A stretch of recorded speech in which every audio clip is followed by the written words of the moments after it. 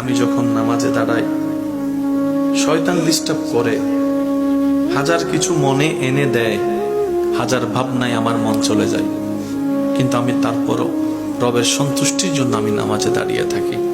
অনেক সময় আমার সূরা ভুল হয়ে যায়, আয়াত ভুল হয়ে যায়।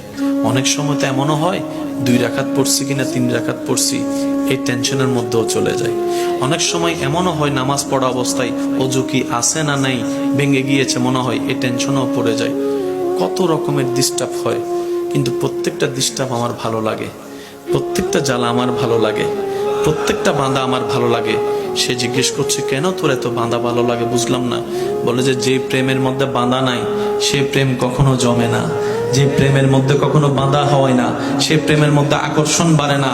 শয়তান চেষ্টা করে আমাকে বিভিন্ন ভাবে প্রলোভন দেখিয়ে রবের রহমতের দরবার থেকে সরিয়ে রাখতে, আর আমি আমার শক্তি দিয়ে, ঈমানি বল দিয়ে, মহাব্বতের টান দিয়ে আমার সমস্ত কিছুকে পিছনে ফেলে আমি রবের দরবারে দাঁড়িয়ে থাকি, রবের দরবারে দাঁড়িয়ে থাকি।